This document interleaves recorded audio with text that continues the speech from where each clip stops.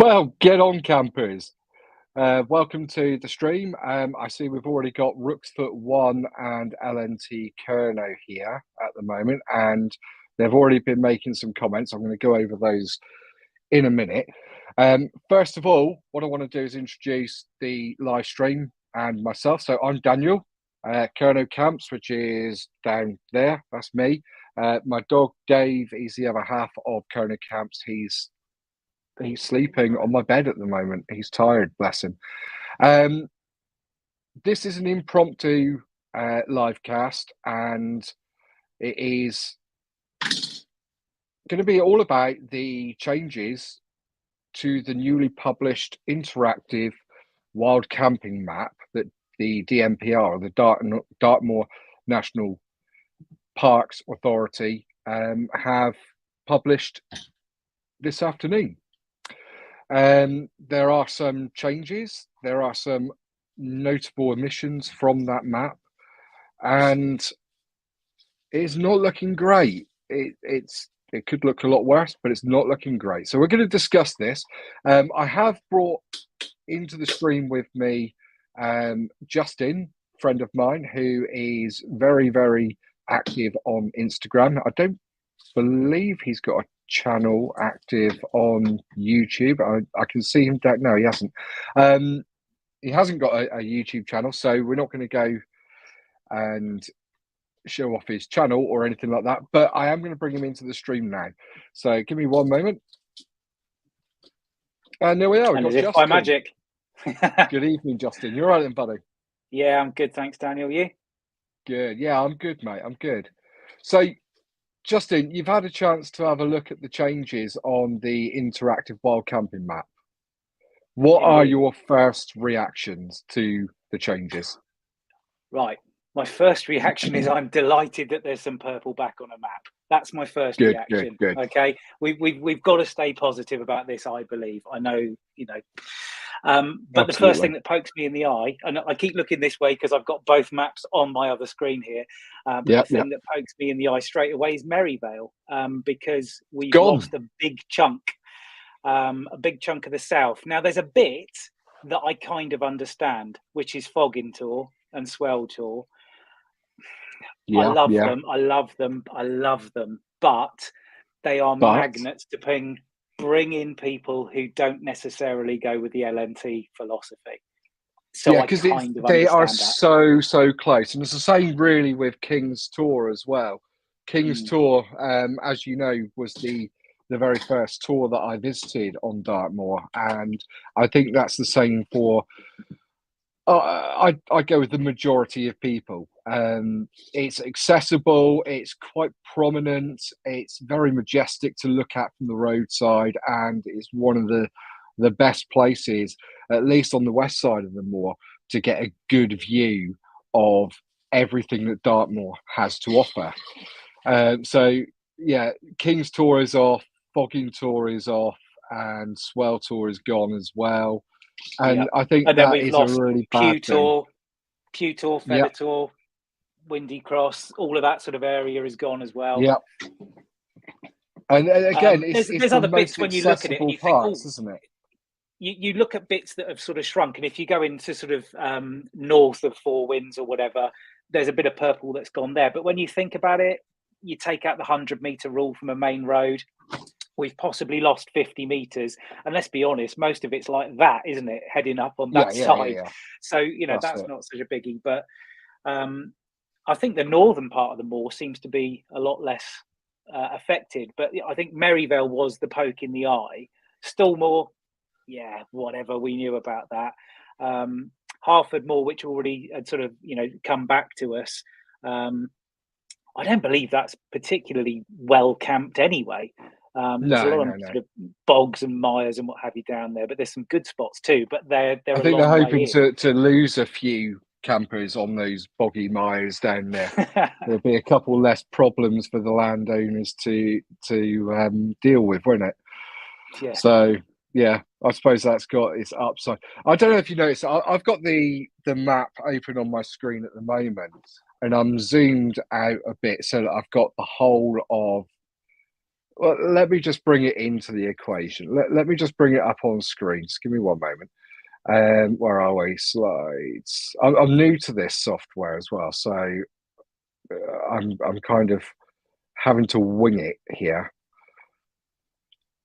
And this is the one I want to look at. I'm just going to bring it up on the screen briefly. Down here,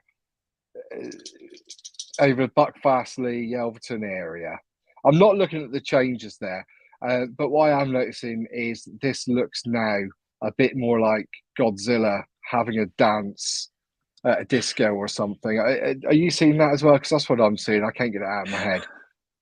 It's a That's what I'm melting seeing. jelly baby. It's something, isn't it? It's something. Yeah, probably not the greatest comparison. It just shows how juvenile I am, really. So, are there any areas that you've noticed that have been omitted that you are really going to miss camping on?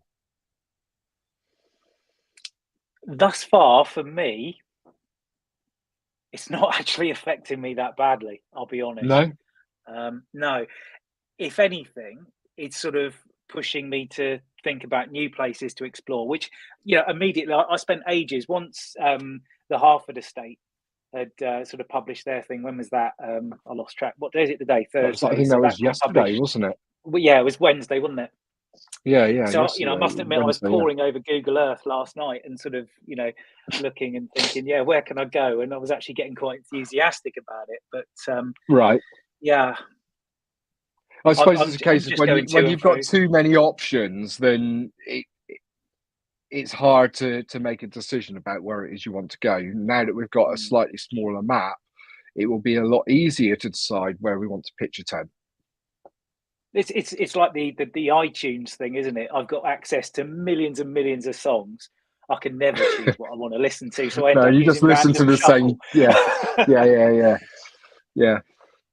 Right. Okay. So what I'm gonna do. I've prepared a slide here, which I'm going to put up on the screen. And what I've done is I've taken two images. One is the camping map as it was beforehand. So up until last Friday, early mornings of last Friday, and I've overlaid on top of that the current camping map. I've done it as best I can to make it as accurate as possible, but the two screenshots I use, the scale is slightly different, so I'd stretch it out. But this is what we get. So if you have a little look at that, the blue outlines are what we have as of today, and the purple outside of the blue outlines is what we had up until Friday of last week. Looking at that image, just seeing in the comments there, Daniel, Aaron's saying if he'll be annoyed if I Willays is off the cards. It's not. You're okay. It's not, is it? Yeah, it's still there, so you're still good, Aaron. Yeah, what I'm noticing is we have lost quite a chunk, but it seems to be mostly down towards the south, down towards old Darwell's neck of the woods. I'm not saying his land exclusively, but yeah. But have you read on the what's their farm called? Blanch Farm, Farm, Blatchford, Blatchford. They're on their Facebook page. I don't have access to it right now, and I'm going to go into this in the discussion more tomorrow night when the planned live stream was going to go ahead, and that's 9 o'clock tomorrow night.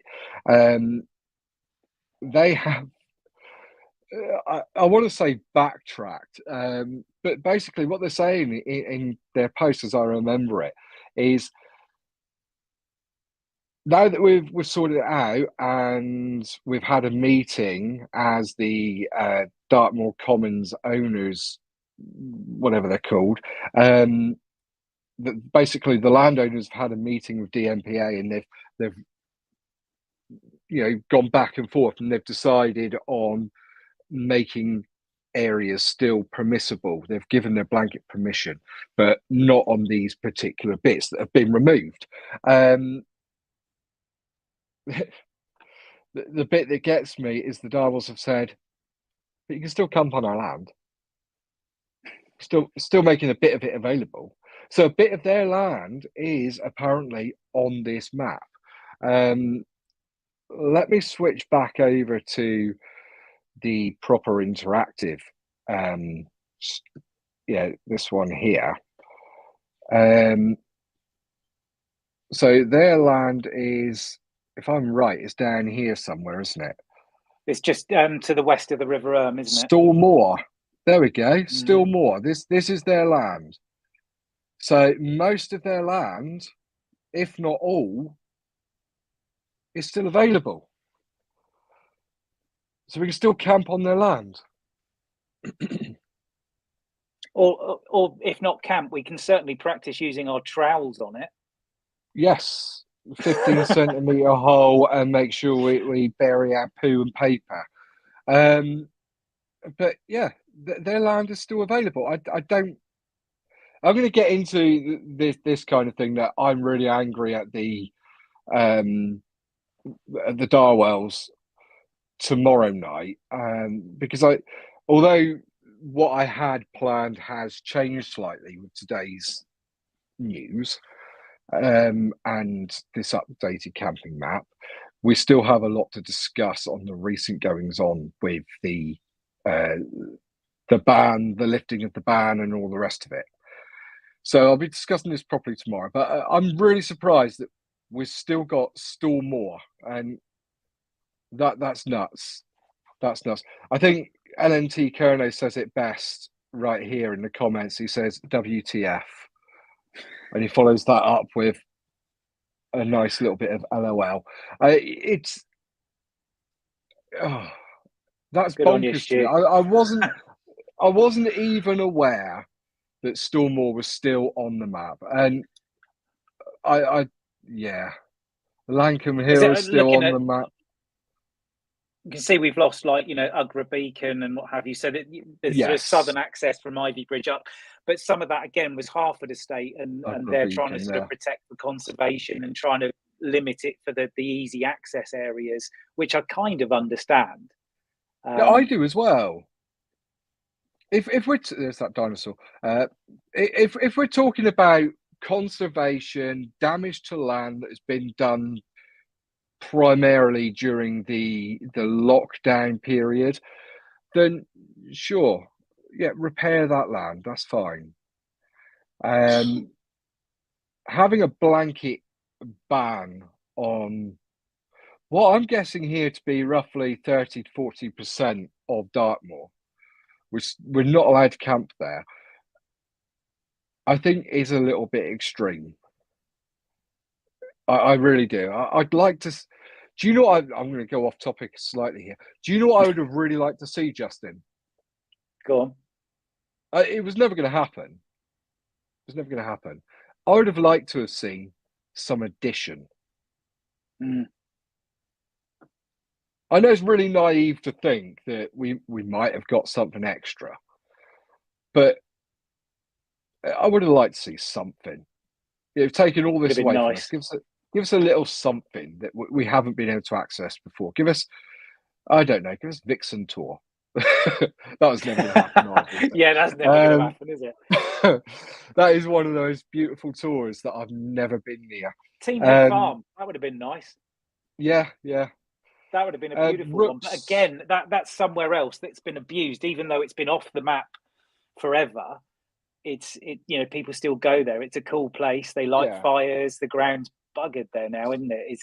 That's it. And do you know what? In all of this, the thing that's really bugging me is where they've reduced all the land that's permissible for backpack camping, as they're calling it now, and in brackets, wild camping. They're doing it on the basis of damage to the land. They're doing it on the basis of conservation and all the rest of it. Us wild campers aren't the ones to blame for this damage. Wild campers who they are still giving access to some degree aren't the guys doing the damage. we're not so much leave no trace as leave less trace, because a lot of us are actually picking up crap while we're out there and taking it away. That's it. We're picking up So other people's leaving it rubbish all the better. time. Yeah. Yeah, we Although, do a better to be job fair, than leaving no trace. to be fair, you know, once you get a mile away from the main car parks and what have you, I don't see litter. No. It's only the people that, you know, can't be bothered to, you know. I found a couple of tampons and half a bra once, but that's about it. You know, you don't get litter in the moor. You get it on the outskirts for the most part. I remember that vid with you finding that bra. Oh, that was Chief's tour. That was something. Just really didn't know what to do about that. Rook's Foot One has said it's all about getting the taxpayers' money for less available land. Now, I don't want to go on to this too much, Rook's Foot. I do apologise, and the reason being is because I'm saving the money side of things for tomorrow night's live stream. But you do raise an important topic there, and that is, what are the real motivations here? I mean, we could, at the end of the day, let's face it, no matter how much purple there is on the interactive wild camping map, those people who want to wild camp, who don't leave a trace, they will go out to any area of the moor, as they already do, and you won't ever know it. And conversely, the people who don't give a shit, I'm lowering the tone of the language, I apologise. No, that's fine. But they're just going to go and do it anyway. They're not going to do care it anyway, about rules and regs, because they never have. That's right. So what Rook's Foot is saying here is all about getting the taxpayers' money for less available land. He's right. He's absolutely right, in a way, because the people who will continue wild camping properly aren't going to be affected. The people who don't give a damn, who have caused the problems in the past, they aren't going to be affected. The ones who are going to be affected primarily are the ones that are having to pay these, for want of a better word, taxes to the landowners, which are the DMPA. And good or bad, you know, yes, it opens up land to us wild campers. We've got some, but somebody has to pay the bill. And that's going to come initially from the DMPA. And the DMPA are going to have to find more money to carry on paying the landowners. But then technically they're looking to get funding out of DEFRA as well, so it will come out of the taxpayer's pocket. Exactly. This is what I'm getting to. Indirectly, it's going to come out of absolutely everybody's pocket. And that's everybody in the UK. That's not just those of us who want to use the land. And the other thing there when it comes to money, I saw on Muddy Bootlaces, Becca's story on Instagram, that there's also the possibility, or the theory of a possibility, that Dartmoor may end up levying a charge to wild campers in the form of a permit to pay for this money that's going to end up in the pockets of the landowners. And I'm avoiding, which has happened in that's happened in Loch Lomond and the Trossachs. Yes, exactly. How would you feel if to wild camp on Dartmoor, if you were charged for a permit to do so? There's a good one, isn't it? Me personally, if it meant it was doing some good and putting back into the place that we love, I'd open my wallet straight away. It doesn't bother me, but I'm a very, lucky person. I don't have to worry about things like that. There's a lot of people who can't afford it. The downside is, and where I would disagree with it, is that it wouldn't be going back into the good of the land. It's just going into the landowner's pockets. That's right. And when that would be my fear. you know, we've had this, you know, with the Commons Act since 1985 that we can do it. You know, one bloke's overturned it. We're going to get political here. We need to wind it in. Yeah. So we're moving on. Yeah, carry on. Let's stay positive. Stay so positive. I'd be happy as long as it was being spent the right way. But I appreciate that there's a lot of people that aren't in a position to do it. And Becca has definitely been promoting that, you know, that side of it. And, you know, I totally get that. I want to look on the bright side of this, though, because at the moment I feel that there are two very, very distinct camps going on. There is the doom and gloom. Everything is bad. We've lost stuff. We have a right, and so on and so forth. I think I'm being a little bit what's the word I'm looking for? A little bit dismissive when I say the doom and gloom side, but I'm going to stick with doom and gloom.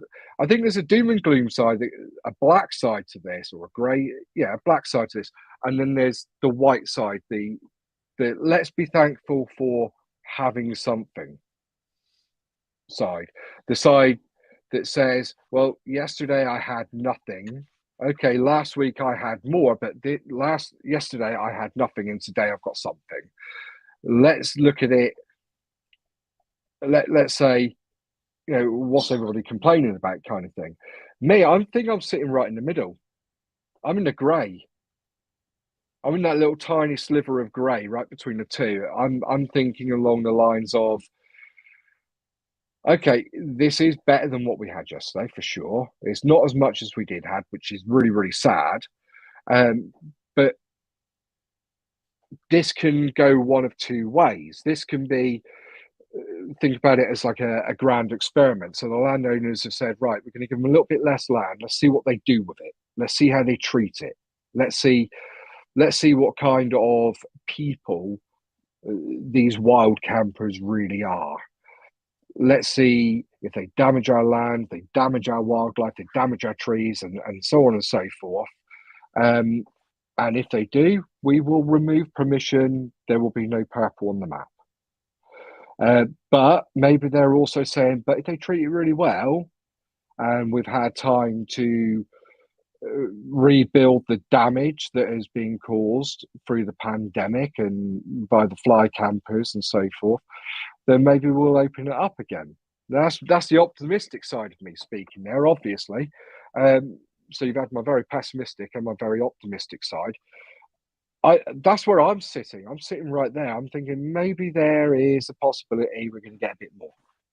What do you think? I tell you, I'm on the optimistic side as well, because I was over the moon that, you know, this purple has come back. I know it's not as much, but it's still there. And from my perspective, it means I can go and get back camping, do what I love down on Dartmoor, and not worry, not be looking over my shoulder. And as far as I'm concerned, I know it's not ideal. I know that there's caveats. I know, you know, there's a lot of uncertainty in it. But what I do think is, it buys us time. Okay, so we can still get out there and do what we love whilst we're doing whatever we've got to do. The thing that I think has been very, very important. Now, I live in Dorset. I'm half Devonian. I grew up in Devon. You know, the family sort of split Dorset and Devon.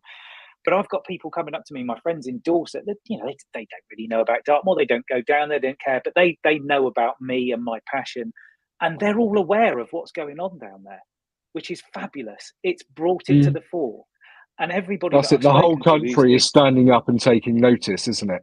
Exactly. It's made national news, which can only help. Now, you know, the whole time we've had this right since '85. And it probably predates that. You'll have to excuse me if I'm getting the numbers wrong, but I know the Act was 1985. Yeah, it's been fairly transparent. Dartmoor Commons Act, was of 1985. Yeah, but it's been sort of quite a passive thing. You know, people in the community are aware that we can go and do it, and it's the only place in England, and you know, yada yada yada. But it's not been sort of big. It's not been at the fore. Unless you're sort of really in the community, you're not probably aware of it. And now people are aware of it, and I think it will do no end of good to help the right to roam, you know, across the rest of the country, so we can bring England and Wales to be more like Scotland. Yeah. You know, and what do they call it out there? They don't call it right to roam, do they? They call it Oh, I was No, it's still reading it right to roam, earlier. isn't it? No, the right to open land or something like that. I don't know. I can't remember. But you see, but they've done it right. I mean, we touched on it earlier about like Loch Lomond and the Trossachs, which is now permit based. You know, great. You know, that works, doesn't it? Because it's allowing them to control areas that are sensitive and, you know, and what have you, but the rest of the place is open. And if we have got sensitive areas, like certain areas of Dartmoor, then yeah, absolutely impose that. But yeah, I think it could do a lot of good. And I think we should embrace the fact that we've got purple back on the map that buys us time to enjoy our pastime and move forward and make it better for the whole of England and Wales. Oh, absolutely. That right to roam is I've just looked it up on Google. It's colloquially known as right to roam, but it's actually Section 1 of the Land Reform Scotland Act 2003. Catchy. Yeah, really. Love a catchy title. We've got a comment here from Aaron Carbon that I want to read out. It says, to be fair, when I visited Fogging Tor Quarry, it was like a holiday swimming. It was like a... Let's just add the word pool in there. Yeah, pool. Oh no, swimming totally full of people. Full of people, some having barbecue as well. So I can see why they wouldn't want people there. And Aaron, I've seen on numerous occasions, Fogging Tor is one of my favourite places to visit. Justin and I have walked through there. I've walked through there with Ryan in the Wild, who I don't believe he's still running his channel, but the content is still there. I've walked through there with a number of people, a number of times on my own, and so on and so forth. It's a beautiful, beautiful quarry, full of water. If you haven't seen it before, look it up on YouTube, look at my video, look at other people's videos. It's beautiful. But yes, it is an absolute magnet for people. And that is because it is at the end of the lane, which goes from the main road where there is a car park down to Yellowstone Farm, and then from there onto the quarry itself. It is so easy access. It's flat ground all the way. All you've really got to deal with from the Princetown side as well, isn't it? Yeah. Every which way, yeah. That's it. You've got really good ground. It is lovely. And I actually don't begrudge anybody spending time there. I begrudge people having a barbecue on the ground, causing damage to the land. That goes without saying. But I wouldn't begrudge anyone spending time there, swimming there, if they're brave enough, or anything. It's a lovely place. But the point of Aaron's comment that I want to bring away here is it was like a swimming pool full of people.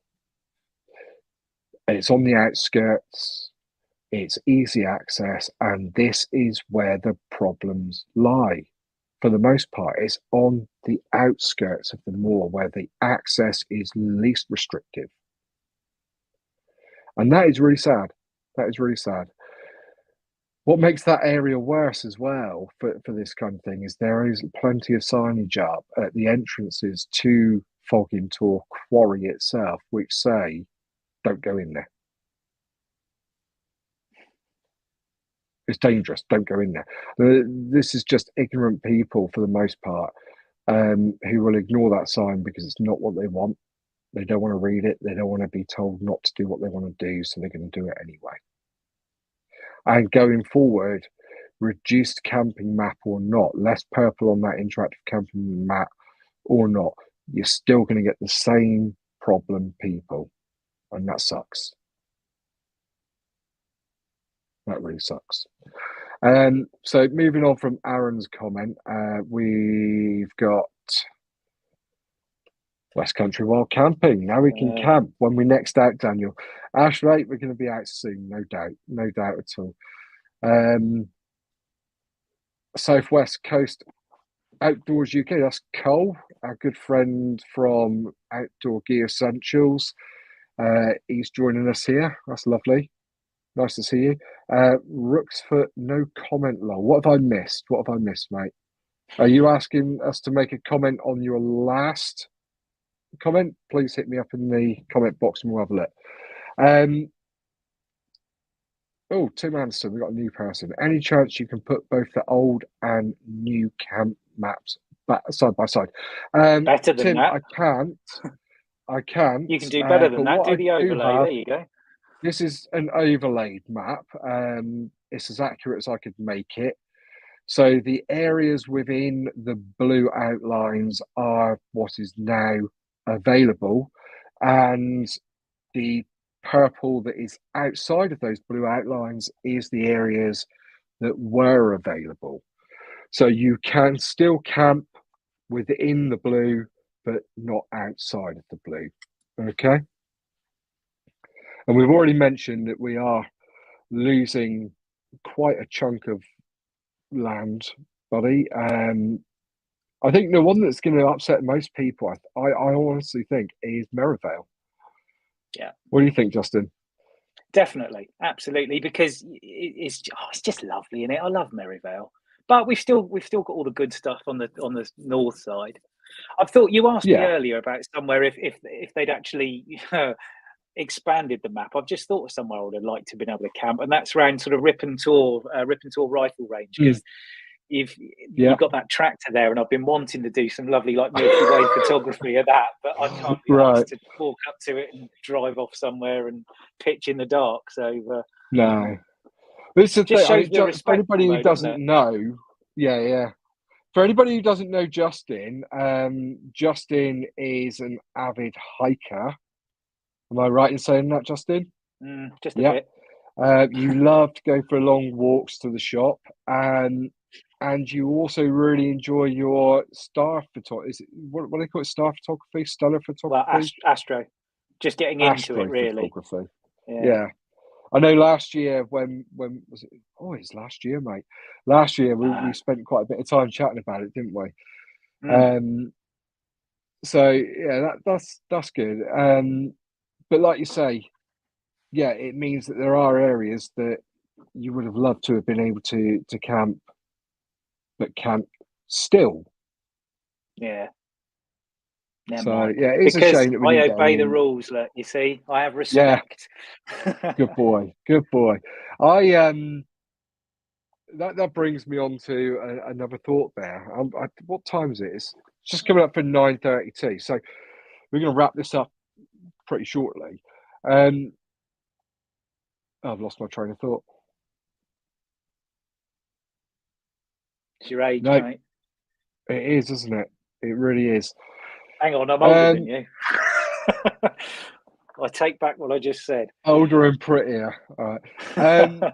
Dave Outdoors says, I'm just happy that we have still got areas to wild camp. And Dave, mate, I'm with you on that. And I think Justin is too. Yeah, absolutely. We can discuss rights to land and who should or shouldn't own land and all the rest of it as much as we like. What Justin has just said and what Dave just says there are two very important things. And that is, yes, we still have somewhere that we can camp. And even more importantly to me and to Justin, I think, is that we can do it without anxiety. We can do it without thinking to ourselves, am I going to get moved on? Is somebody going to roll up on a quad bike later on and disturb my sleep and tell me to hop it? Am I going to feel bad about doing something not meant to be doing? And the answer is, while we've got that purple, whilst we've got any purple on the interactive map, no, we don't have to feel those things. So we can still go out there, get our mental reset. We can still go out there and relax. We can still go out there and enjoy the stars, because the stars are for everyone, don't forget. And we've got something, whereas yesterday we had nothing. I think maybe not that we should be grateful, because I don't think any of it should really have gone anywhere away from us anyway. But we should certainly be happy to have something. Yeah, I'd say that. I'm just reading another comment here. which is, I think, going a little bit more into the political side than I feel comfortable doing on tonight's cast. Cole from South Coast Outdoors UK says the few scummy, not wild campers have forced this issue. Now we need to tread carefully and let the DMPA make these negotiations to enable us to use the land as before. They have done well in a few days. And we were saying that earlier, weren't we, Justin? We do need to tread carefully. We need to set an example, really, to the landowners and say, look, we're not bad guys. We're doing a good job. We're doing a good thing. We are picking up our own rubbish. We're picking up other people's rubbish. We're, I don't know, maybe reporting damage to your land to help it get dealt with sooner.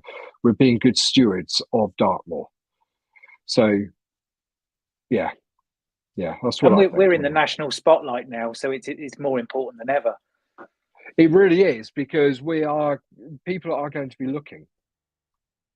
People are going to be looking. They're going to be wanting to find fault.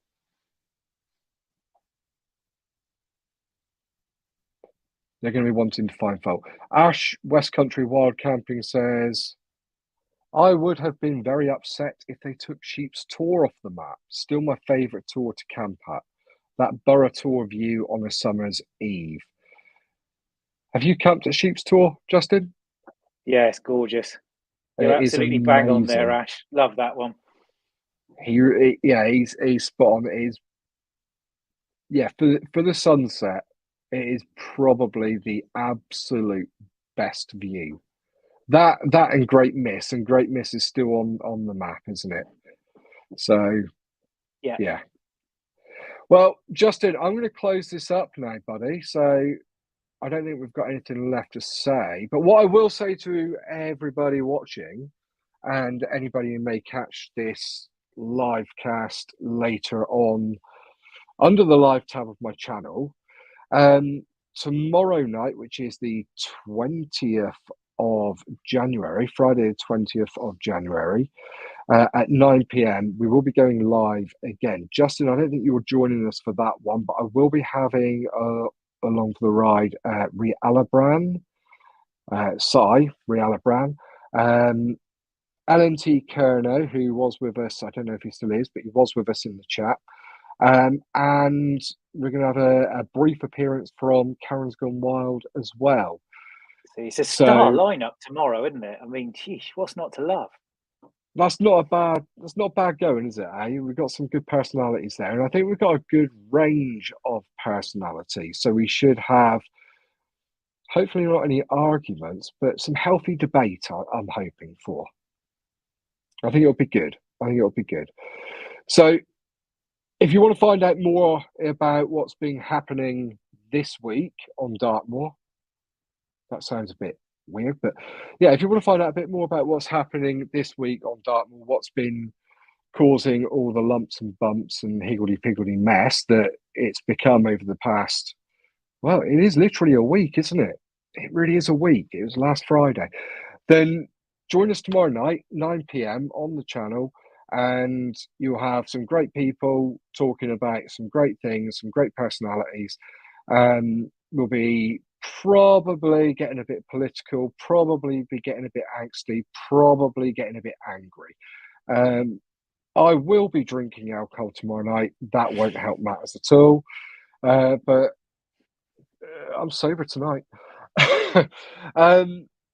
We're also going to be having a little bit of a giveaway tomorrow night as well, and that will be for a BRS 3000T titanium alloy stove, which is the same one that I used. I've been using for the best part of a year now, and was featured in my ultralight cook video.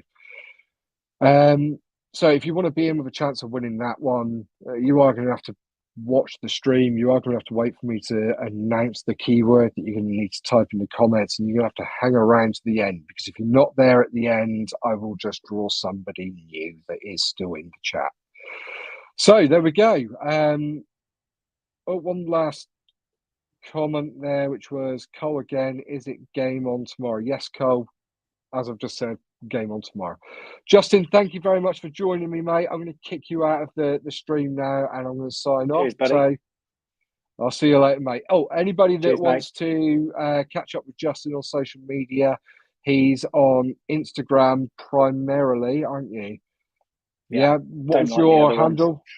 What's your handle? It's Justin.walks. That's WALX. Oh, that's really catchy, mate. You're down with the kids. You're down with the kids with that X. Ideal. So there you go. So Justin Walks on Instagram, and I've been Kono Camp. So thank you very much for joining us. Take it easy. Right, there we go. So we've got rid of Justin now, so I can say some mean things about him. No, honestly, Justin is a great guy, and I was really lucky to have him jump in last minute to help me with this live cast. So again, thank you very much, Justin. And I know I keep looking down just because I'm down there and the camera's up here. It's really weird, and I still find that really difficult to do. But thank you very much, everybody, for joining us. Really, really appreciate it. Really hope that you enjoyed the chat and we weren't too boring and monotonous. And I hope to catch you all tomorrow night, 9 o'clock. Good night, everybody. Take it easy. Goodbye. And end.